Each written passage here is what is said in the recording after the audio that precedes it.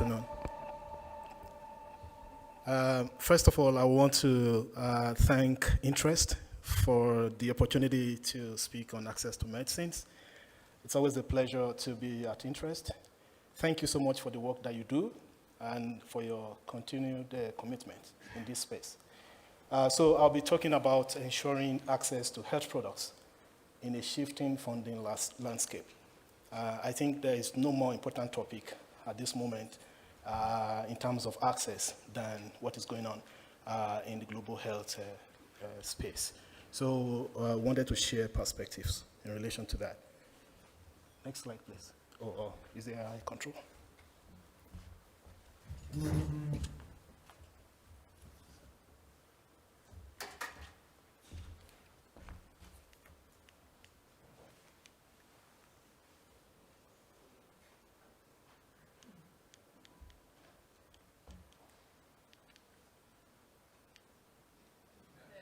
Okay, thank you. No conflict of interest to declare. Sorry, I don't know. This is, sorry? The big one, okay, thank you. So just a little about access to medicines.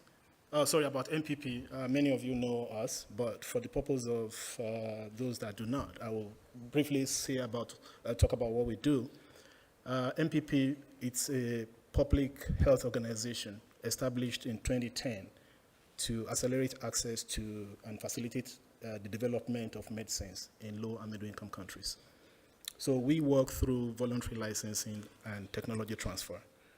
So the organization was initially focused on HIV, but our mandate got expanded with time into hepatitis, tuberculosis, and other areas. We're funded, our work in HIV is funded mainly by UNITAID. And then we co-lead the WHO mRNA technology transfer program, supporting the development of mRNA manufacturing capacity in LMICs. So in terms of how we work, we negotiate public health-driven licenses with patent holders and sub-license to generic manufacturers so that generic manufacturers can produce low-cost version of patented products and make them available to patients or to people that need them in low and middle income countries.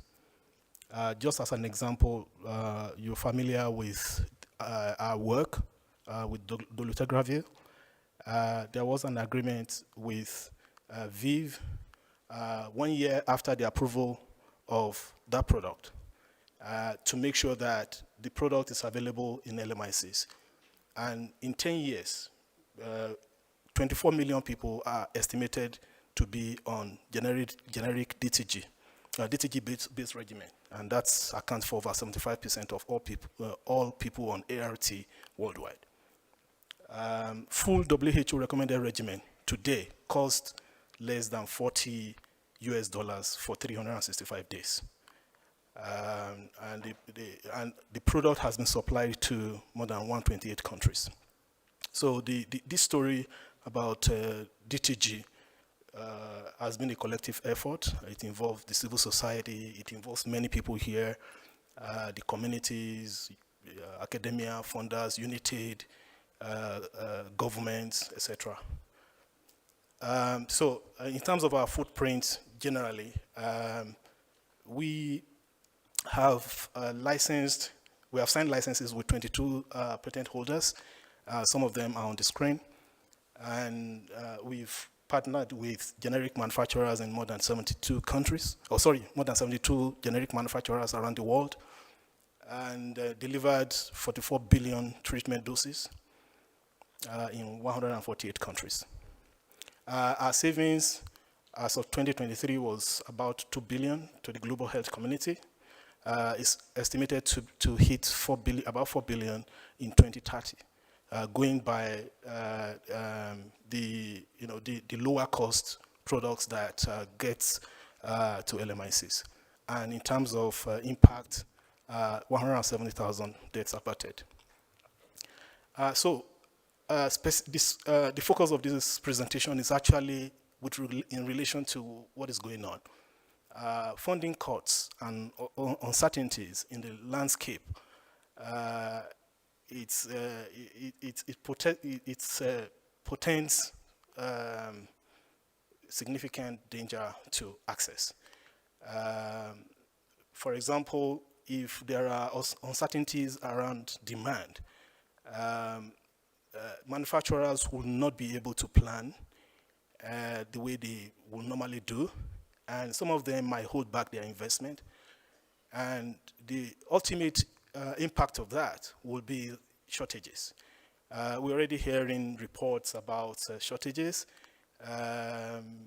and shorter multi-month dispensing periods, restricted regimen, switching, closure of some ART dispensing sites, and so many other issues that are coming up.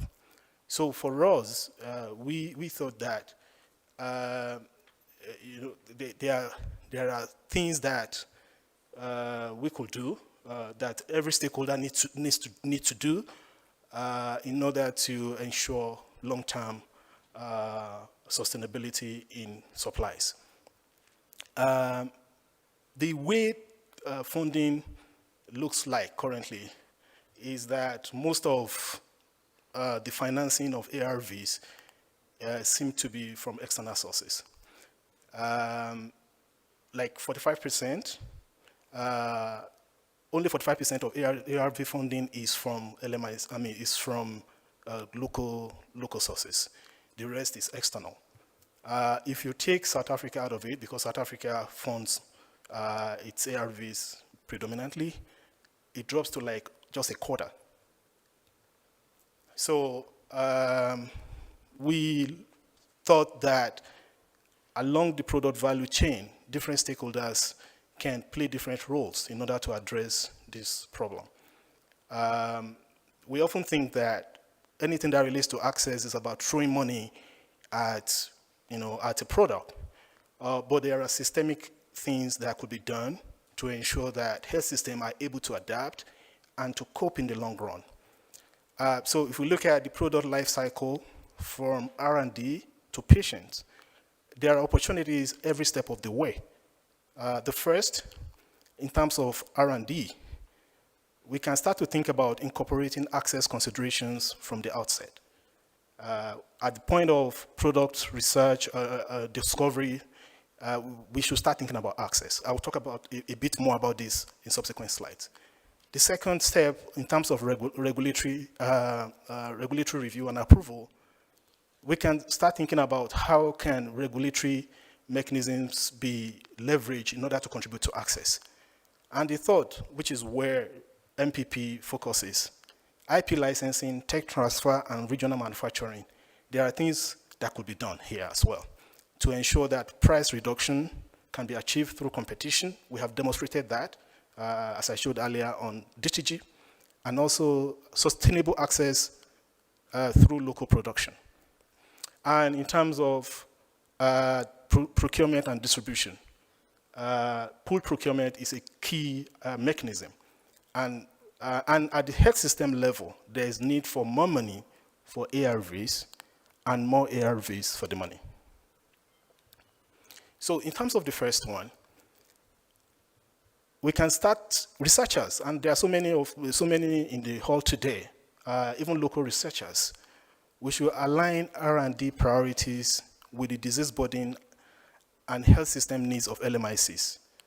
At the point of discovery, if access is included in the thinking, it will influence the kind of research that is undertaken. It will influence the target product profiles. For example, you want to consider products that are thermostable for LMICs. We should start to think about incorporating access provisions such as licensing early, not as rather than being an afterthought.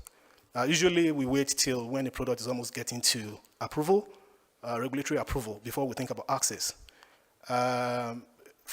Funders of R&D could make it a condition that LMIC access will be guaranteed in their funding agreements with R&D, with researchers.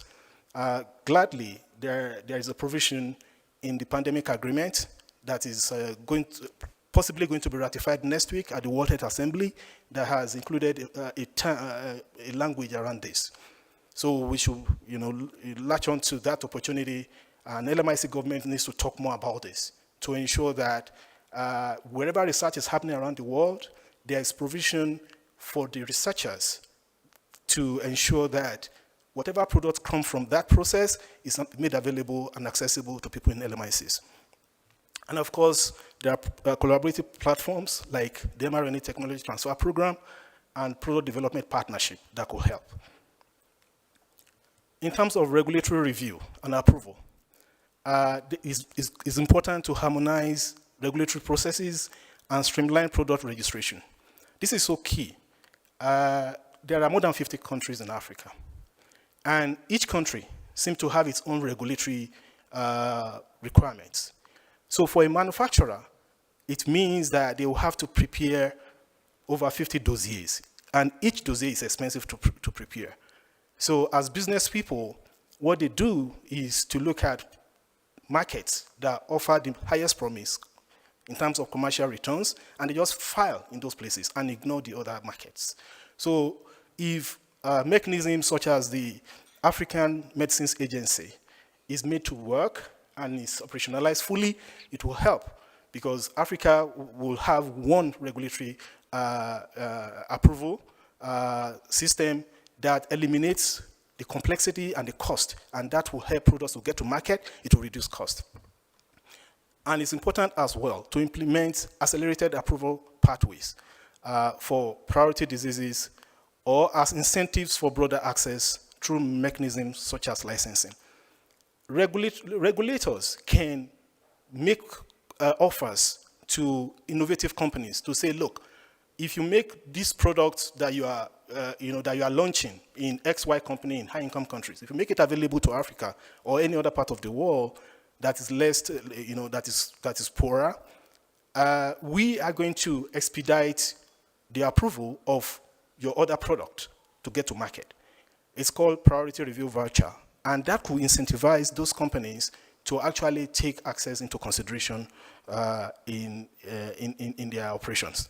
Then in terms of IP licensing, tech transfer, and regional manufacturing, public health-oriented, non-exclusive licensing enables competition, and we are committed to continue to do this.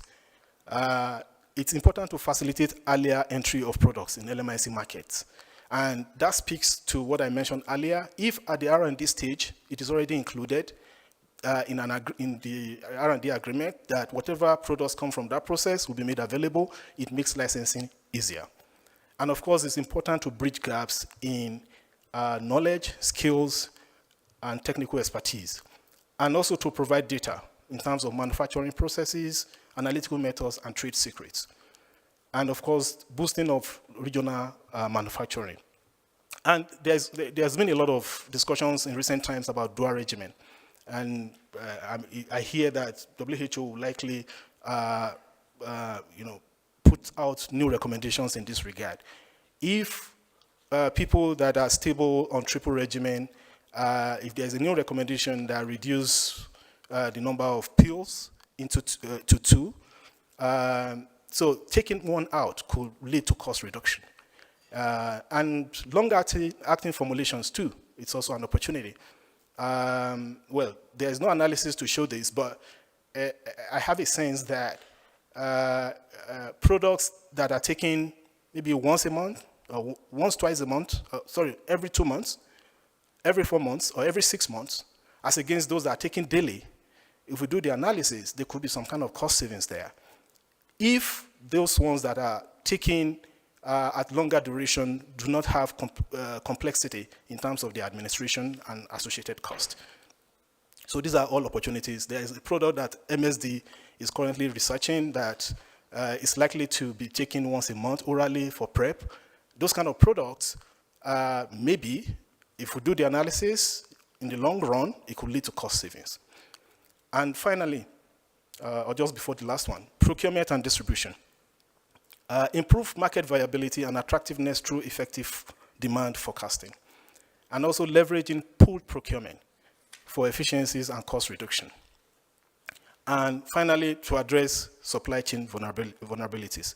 So at the health system level, it is so critical to improve domestic resource mobilization and health sector allocation. There is Abuja Declaration that is often quoted. 15% of budget supposed to be allocated to health, but I think just a handful of countries in Africa have done that. So there's need to refocus. And it's important to adopt sustainable financing and service delivery models. For example, health insurance. If what we currently have is donor-funded pathways to access, I think it is high time to start thinking about integrating those into health insurance schemes for sustainable long-term access. And enhancing efficiency and unlocking budget savings. That is all what I've discussed earlier. They all offer one opportunity or the other that will lead to budget savings. And for example, the cost of DTG dropped by about 50%. And that may have translated to up to $400 million for Global Fund. So for countries as well, if you take advantage of opportunities that could help to reduce cost, then you can use that money to reach more people. And it's important to invest in resilient, integrated health systems, and of course, to engage communities and civil society. Thank you so much.